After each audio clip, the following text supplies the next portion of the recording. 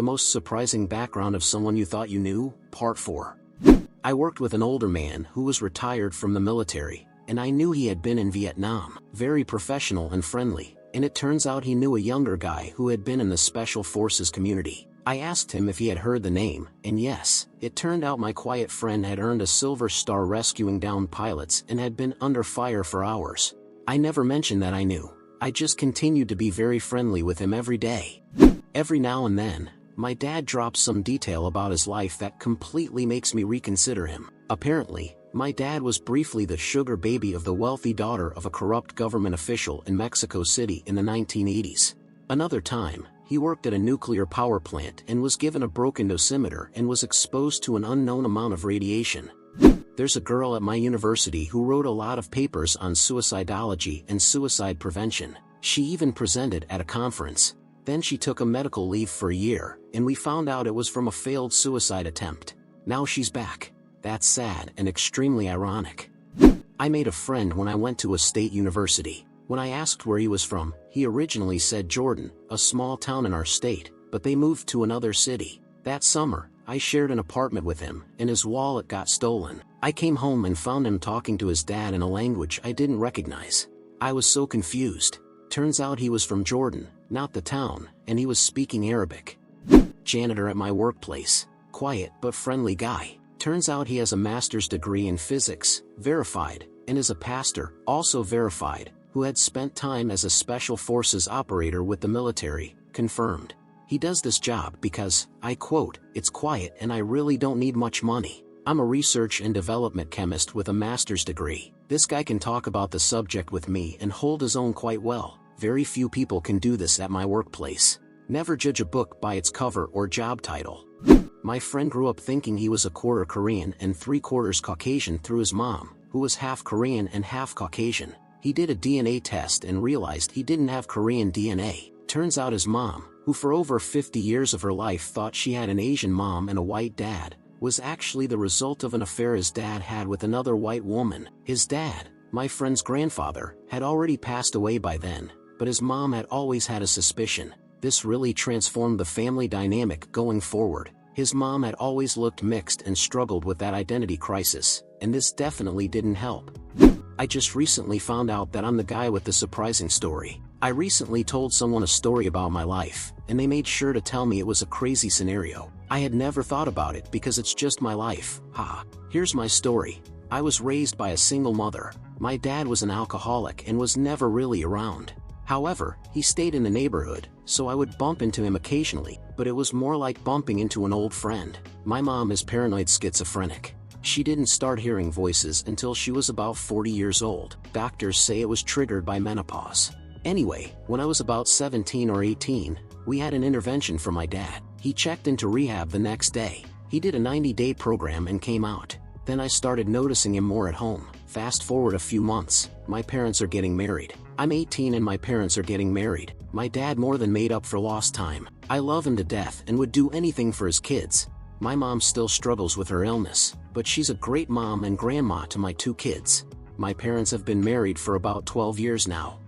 My best friend in college. We just smoked weed and listened to music, watched movies, laughed, ate mushrooms. Then after about a year, he told me a lot of information. She was adopted, abused by her brother in a bathtub, beaten by her father, scissored with a girl at a sleepover in 5th grade, gang raped in high school, had 3 abortions her sophomore year of college, and had contracted HPV. And she thought her biological father was Bret Michaels.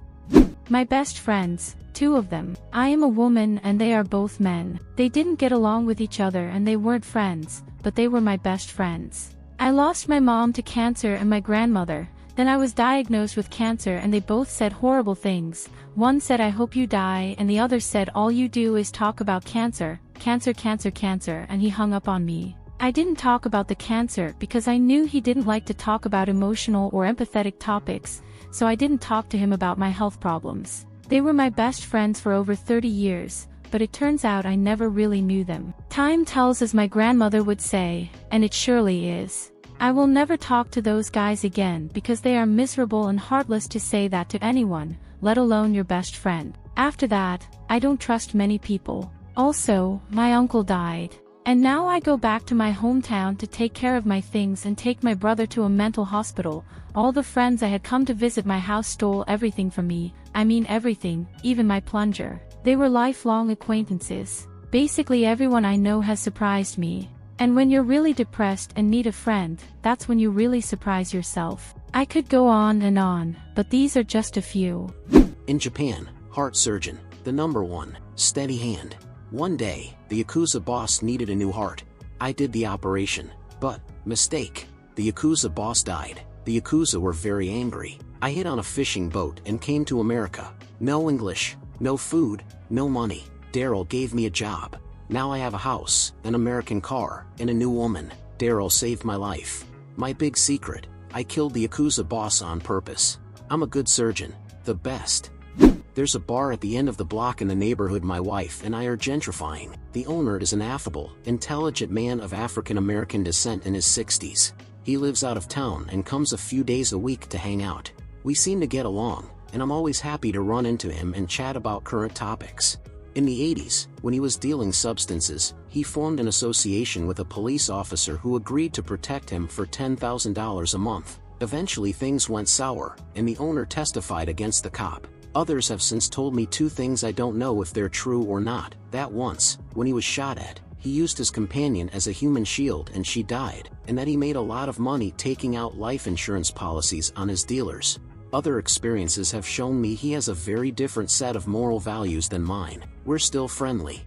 The old guy we used to see all the time at work events was very interesting to talk to. He had some incredible stories about his life in an African country where he was born, very into car racing, but he was oddly evasive about where he was really from. So we looked up his name on Google. Holy moly. I won't say much about what we found as it might identify him, but he wasn't lying about leaving his country hastily. People have unusual pasts. While working in sales, I used to sell products to a welder at a large lumber company. He was a really nice guy, a man of few words, but an imposing man. He spoke little but was always polite and welcoming every time I passed by. One day, while at the office where I worked, another employee from the lumber company came in to buy some supplies for his part of the sawmill. I asked how the welder guy was doing and mentioned he was one of my favorite customers because of how quiet he was. The guy then says, "You know, it's hard to believe he killed someone." I was confused. I asked if we were talking about different people, and he said, "No." He explained that my old welder friend found his wife cheating on him with a man he knew in his own house, so he grabbed a shotgun and blew the guy to pieces. He was convicted, but I guess they called it a crime of passion or something, so he didn't get life imprisonment. He was young when it happened, so he got out and could have a decent life afterward. I never told him I knew, as I felt he was a completely different person, as this had happened 30 to 40 years before I met him. Plus, I didn't want him to kill me. Just kidding. I'm embarrassed to say it, but the most surprising ones for me have been from my own family. My late father, who left school early after contracting meningitis in childhood and couldn't read or write very well, was truly an incredible artist. I noticed it when I was about 16, doing homework while he watched me do it when he was at home but usually couldn't help. I looked up from my work to discover that I had drawn this incredibly realistic farm scene on the back of a page. I was completely impressed. I had never seen him draw anything before. He said he learned to draw when he was younger because school pencils were the only toys they had, but he hadn't done anything since he left home because he was so busy. He had 3 jobs and 5 kids. My late grandmother was abandoned by her mother at a train station when she was a little girl. He was 75 years old when he told me. We were chatting and she casually mentioned it.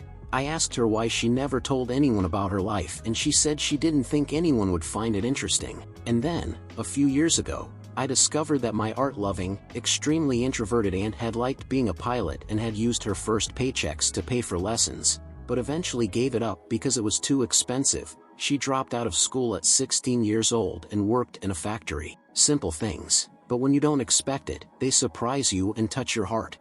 I used to work at a commercial fit-out company which was just a type in Stittsville. We just had to fix up some commercial spaces for as many hours straight as you wanted. But there was a foreman, Joe. He had some wild tattoos and was a damn idiot. But apparently, he got into a fight, shoved a guy's head into a urinal, and then had to spend 3 months in Kingston Penitentiary to see if the guy would come out of the coma and he'd be charged with assault, or if he died and he'd probably be charged with murder. I once met this girl, super nice, super happy. He had great energy and was very optimistic. She was always talking to everyone and so happy that her voice was starting to get annoying sometimes. But anyway, she couldn't really give off any negative vibes. One day, we were in a session with the CEO of Family Search and she was very happy and very grateful for the CEO and got emotional talking to him. Obviously, I couldn't understand, but then she started talking more about how her mother became pregnant with her at the age of 16 because she was abused, and the girl had to be adopted. She is originally from Argentina and currently lives in the United States. She began to talk more about the adoption process and the history of her birth family. That made me think. She was very happy and seemed like a light to all of us, and she went through all of that at a young age. That girl seemed so positive and innocent, like she didn't know what it was like to go through a difficult situation. I personally feel that some people, including myself, are very lucky to have never experienced dark things like this, and we could be happier and spread more joy in this world, but we don't, and that's sad. The most empathetic, positive, and loving people I have ever met are the ones who have been through hell and made a conscious decision to spread joy precisely because of the things they went through. It's part of healing for some people. All we can do is the best we can, and even the best sometimes fail. Don't beat yourself up for not being happier or spreading more joy. Just keep doing the best you can each day. And well, friends, that was all for today's video. If you enjoyed it, let me know with a thumbs up so that YouTube can share these stories with more people. Remember to hit the bell icon to be the first to know when we upload a new video. See you next time.